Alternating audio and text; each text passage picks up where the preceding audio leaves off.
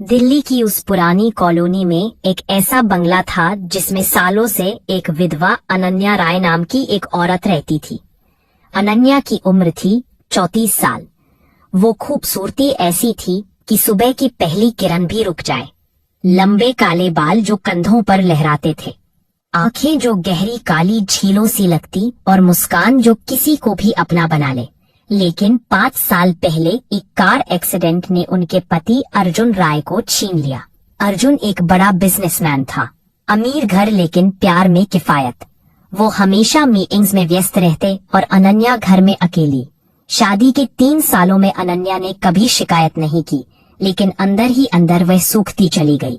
Accident के बाद वह बंगले से बाहर ही नहीं निकली। दोस्तों से दूरी, रिश्तेदारों से नाराजगी, बस किताबें, पुरानी तस्वीरें और कभी कभी बरामदे में चाय का प्याला। बंगला बड़ा था लेकिन सुना।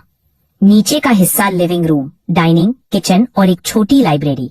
ऊपर 3 कमरे, अनन्या का मास्टर बेडरूम, गेस्ट रूम और एक स्टडी रूम। पीछे बगीचा जहां गुलाब की झाड़ियां कभी खिलती लेकिन अब सूख रही थी। स्टाफ सिर्फ 3 लोग। रामू चाचा 60 साल का माली जो हर सुबह फूलों से बातें करता। बुआ राधा 55 साल की रसोइया जो अनन्या को अपनी बेटी समझती, और नया नौकर राजू। राजू 26 साल का था।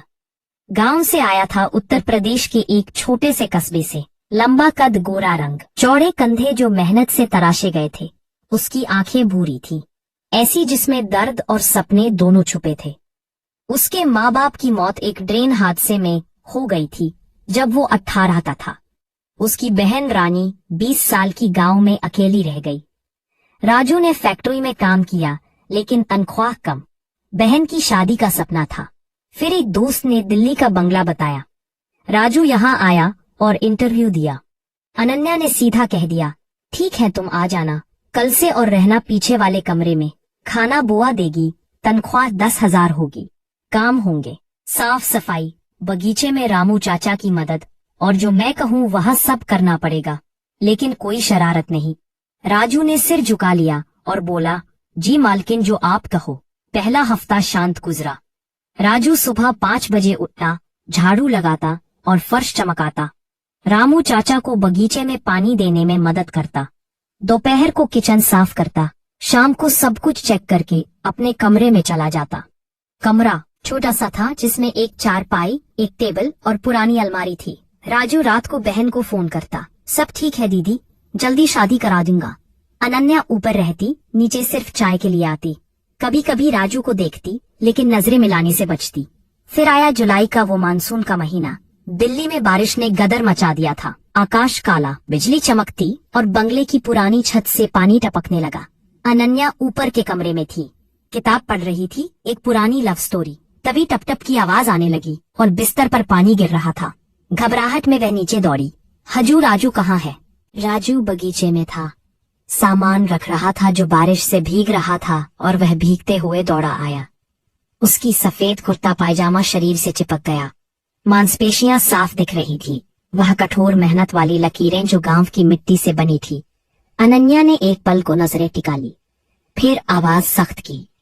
पहले उसने उसे कभी इतनी गौर से नहीं देखा था। आज राजू का बदन एक मर्द जैसा लग रहा था, क्योंकि वह बारिश में भीग चुका था। अनन्या को आज राजू आकर्षक लग रहा था। वो उसे पैरों से ले ऊपर तक देख रही थी। एक बार के लिए तो अनन्या सोच में पड़ गई। फिर राजू ने कहा, मैडम क्या हुआ? अनन्या होश में आई और बोली, ऊपर के कमरे में छत टपक रही है, सीढ़ी ला और कुछ कर। राजू ने सीढ़ी लगाई। अनन्या पास खड़ी रही, कंधे पर शॉल लपेटे। जब राजू ऊपर चढ़ा, उसका पैर फिसला। हाथ बढ़ा तो अनन्या के कंधे से छू गया। हल्का सा स्पर्श, लेकिन दोनों के शरीर में करंट सा दौड़ गया। अनन्या का दिल जोर से धड़का। राजू ने जल्दी से संभाला और बोला, सॉरी मालकिन। फिर ऊपर पहुंचकर प्लास्टिक शीट चढ़ाई। नीचे उतरा तो उसकी सांसें तेज। अनन्या ने कहा, जा सूखे कपड़े पहन ले, नहीं तो बीमार पड़ जाएगा। लेकिन उनकी आवाज में एक अजीब सी नरमी थी जो पहले कभी नहीं थी। फिर रात को अनन्या सो नहीं पाई। बार बार वह स्पर्श याद आता। राजू का वही भीगा हुआ बदन उसके सामने आता। गर्मी सी लग रही थी। बाहर बारिश बज रही थी, लेकिन अंदर उसके तूफान था। राजू अपने कमरे में लेटा था और चुपचाप सो रहा था, लेकिन उसे ये नहीं पता था कि उसकी वजह से उसकी मालकिन को नींद नहीं आ रही। अगले कुछ दिन सामान्य लगे, लेकिन हवा में कुछ बदल गया। सुबह अनन्या बरामदे में चाय पीती। राजू झाड़ू लगाते हुए पास से गुजरता। कभी कभी उसकी नजर अनन्या की कमर पर ठहर जाती, जो साड़ी में लहराती। अनन्या महसूस करती, लेकिन मुस्कुरा देती। कभी कभी अनन्या राजू को बड़े ध्यान से देखती। फिर एक दिन अनन्या ने पूछा, राजू, तू गांव में क्या करता था? कोई गर्लफ्रेंड तो नहीं? राजू रुक गया, झाड़ू जमीन पर टिका दिया। गर्लफ्रेंड गांव में कहाँ समय मिलता मालकिन, खेतों में दिन भर काम, रात को बहन का ध्यान।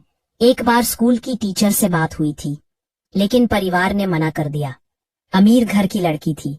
अनन्या हंस दी और बोली, तो अब दिल्ली में क्या, कोई और तो नहीं? राजू ने सिर झुकाया, लेकिन आंखें उठाई। उसकी नजरों में चमक थी। वो बोला, गर्लफ्रेंड बनाने का मौका कहाँ? लेकिन कभी कभी लगता है यह बंगला में ही मुझे मेरी गर्लफ्रेंड मिलेगी। यह सुनकर अनन्या का चेहरा लाल हो गया और वह चाय का प्याला उठाकर अंदर चली गई।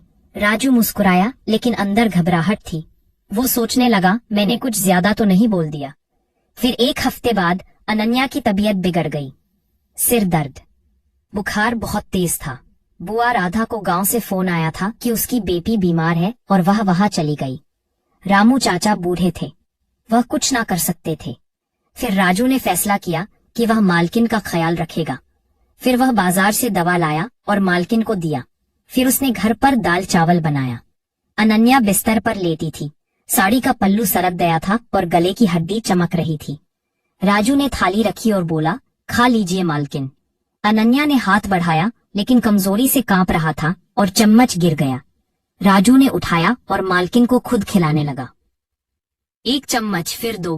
खाते वक्त अनन्या की नजरें राजू के चेहरे पर थी। मालकिन बोली, तू इतना अच्छा कैसे है राजू? राजू हंसा और बोला, नहीं मालकिन, आप अकेली हैं। आपका ख्याल रखने वाला कोई नहीं है, इसीलिए मैं आपकी सेवा कर रहा हूँ और हमेशा करता रहूंगा। यह सुनते ही अनन्या के दिल में राजू के लिए और जगह बन गई थी। फिर रात को अनन्या ने पानी मांगा। राजू दौड़ा और गिलास बढ़ाया। तभी अनन्या का हाथ फिसला और पानी गले पर गिर गया। ठंडा पानी था और अनन्या से हर गई। राजू ने रुमाल निकाला और धीरे से पोंछा। राजू जब पहुंच रहा था तो राजू का हाथ मालकिन की गर्दन पर खिल गया। अनन्या की सांसें रुक गई। राजू की उंगलियां गर्म थी। अनन्या ने आंखें बंद कर ली। तभी अचानक अनन्या ने आंखें खोली और बोली, बस राजू, मैं खुद कर लूंगी। फिर राजू पीछे हटा और बोला, जी मालकिन, आप सो जाइए। अगर किसी चीज की जरूरत हो तो बता देना, मैं हाजिर हो जाऊंगा। इतना कहकर वह बाहर चला गया। लेकिन उस रात अनन्या को फिर नींद नहीं आई और इधर राजू को भी नहीं आई। अब हर पल में वह तनाव बढ़ने लगा। राजू जब अनन्या के कमरे में जाता, दरवाजा खुला छोड़ता। एक दिन जब अनन्या नहाने गई तो तौलिया भूल गई। अनन्या ने राजू को कहा, जरा तौलिया लाकर देना। फिर राजू ने लाकर दिया और देते वक्त दोनों का हाथ एक दूसरे से छू गया। दोनों ने गौर किया, लेकिन कहा कुछ नहीं। फिर मालकिन ने कहा, शुक्रिया राजू। राजू ने कहा, जी मालकिन, लेकिन नजरें कहती कुछ और। एक दिन अनन्या लाइब्रेरी में थी। ऊंची शेल्फ पर एक किताब थी। वो किताब लेने के लिए वह सीढ़ी पर चढ़ी, लेकिन उसका हाथ नहीं जा रहा था। फिर उसने राजू को बुलाया और राजू अंदर आया। अनन्या ने कहा, नीली किताब ऊपर, मुझे वो जरा उतार दो। राजू ऊपर चढ़ा और अनन्या नीचे थी। किताब निकालते वक्त राजू का पैर फिसल गया और राजू गिर गया अनन्या पर। दोनों जमीन पर गिर गए। अनन्या का हाथ राजू की कमर पर था और राजू का सीना अनन्या के सीने से सटा। दोनों सांसें एक हो गईं। तभी बाहर कुत्ता भौंका और दोनों अलग हुए। राजू ने कहा, मालकिन आपको लगी तो नहीं? अनन्या ने कहा, नहीं राजू, मैं ठीक हूँ। तुम बताओ, तुम ठीक हो? राजू ने कहा, जी मालकिन, ठीक हूँ। फिर अनन्या ने किताब उठाई और वहाँ बाहर चली गई। फिर राजू भी चला गया। फिर अनन्या कमरे में गई और दरवाजा बंद किया और आईने में खुद को देखा और कहा, यह क्या हो रहा है अनन्या? वो सिर्फ तेरा एक नौकर है। लेकिन दिल माँ ने कहा। अगले दिन अनन्या ने राजू को बुलाया और कहा, राजू बगीचे में कुछ फूल लगवाने हैं, रामू चाचा से कह दे। राजू गया और उसे बोल दिया। फिर शाम को अनन्या बगीचे में आई, लाल साड़ी में। राजू मिट्टी खोद रहा था, पसीना टपक रहा। अनन्या पास बैठी और बोली, राजू अगर तुम्हें किसी चीज की जरूरत हो तो बताना जरूर। राजू ने कहा, नहीं मालकिन, मुझे किसी चीज की जरूरत नहीं है, बस आप खुश रहो, मैं इतना ही कहना चाहता हूँ। फिर राजू ने मजाक किया, कल रात आप मेरे सपने में आई थी। फिर दोनों हंसे, पहली बार दोनों हंसे थे। फिर दोनों ने बातें की। राजू ने गांव की कहानियां सुनाई, नदी किनारे के गीत, बहन की शादी का सपना, और अनन्या ने अपने पति अर्जुन के बारे में बताया। वह अच्छे थे लेकिन वक्त नहीं देते थे और मैं हमेशा इंतजार करती रही गई। राजू ने कहा, इंतजार का फल मिलता है जब सच्चा हो। अनन्या की आंखें नम हो गई। फिर शाम को अनन्या ने कहा, आज शाम चाय साथ में पियेंगे बरामदे में। जब शाम को दोनों चाय पी रहे थे तो अनन्या ने पूछा, तू कभी शादी करेगा या ऐसे ही रहेगा? राजू ने कहा, रहा करूंगा जब कोई ऐसा मिले जो दिल की बातें समझे। दोनों की नजरें मिली लंबे समय तक। फिर अनन्या ने हाथ बढ़ाया और राजू का हाथ आपने हाथ में लिया और बोली, ऐसा मिल जाएगा, चिंता मत करो। राजू का हाथ गर्म था, लेकिन फिर अनन्या पीछे हटी। अब दोनों की करीबी बढ़ने लगी। फिर दिवाली का समय आया। बुआ और रामू चाचा गांव में चले गए। बंगला बिल्कुल खाली था। अनन्या ने कहा, जा तू भी चला जा, अपने परिवार के साथ दिवाली मनाऊं। राजू ने कहा, नहीं मालकिन, अगर मैं चला गया तो आप वहाँ बिल्कुल अकेली रह जाएंगी। आप इतने सालों से दिवाली अकेले मना रहे हैं, आज मैं आपके साथ दिवाली मनाऊंगा। अनन्या को यह सुनकर बहुत अच्छा लगा। बहुत सालों से वह इन बातों से तरस रही थी। फिर अनन्या ने राजू से कहा, आज रात डिनर साथ में करेंगे, आज दिवाली है। राजू ने नया कुर्ता पहना सफेद, अनन्या ने लाल साड़ी पहनी, बाल खुले थे। डाइनिंग टेबल पर खूब सारी मिठाई और फ्रूट थे। फिर अनन्या ने पुरानी शराब निकाली, अर्जुन की पसंदीदा। अनन्या कहा, राजू एक गिलास पियो। राजू ने मना किया। अनन्या हंसी और बोली, डर मत, आजादी है। फिर एक गिलास, दो गिलास। अनन्या की आंखें चमक उठी। शराब की हल्की गर्माहट उनके चेहरे पर फैल रही थी। दोनों ने दिल की बातें की। अनन्या ने कहा, अर्जुन तूने मुझे कभी छुआ तक नहीं, हमेशा दूर रहते हो, लगता है मैं अकेली ही मर जाऊंगी। राजू ने ध्यान से सुना और धीरे से कहा, मैं हूं ना अब। अनन्या का हाथ राजू के हाथ पर रखा हुआ था और वह बोली, तू मेरी जिंदगी बदल रहा है। राजू ने कहा, आप मेरी मालकिन नहीं, मेरी। और वो रुक गया। अनन्या ने कहा, बोलना।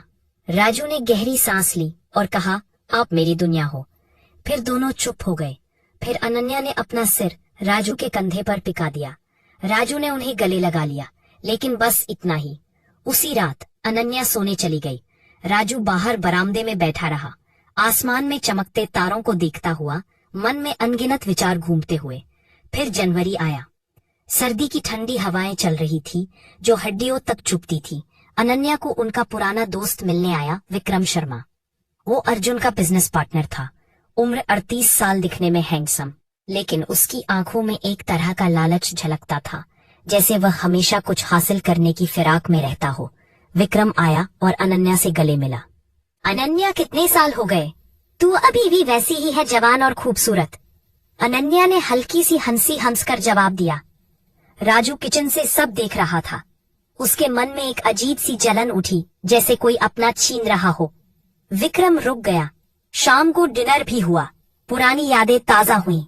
विक्रम ने अनन्या का हाथ पकड़ लिया और कहा, तू अकेली मत रह, मैं हूं ना, बिजनेस ने संभाल लूंगा और तुझे कभी अकेला नहीं महसूस होने दूंगा।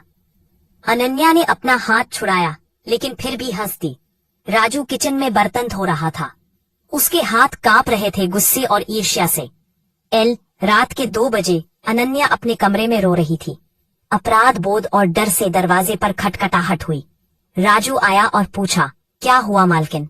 अनन्या ने उसे गले लगा लिया और सुबकते हुए कहा, विक्रम, वो ये मुझे डर लग रहा है।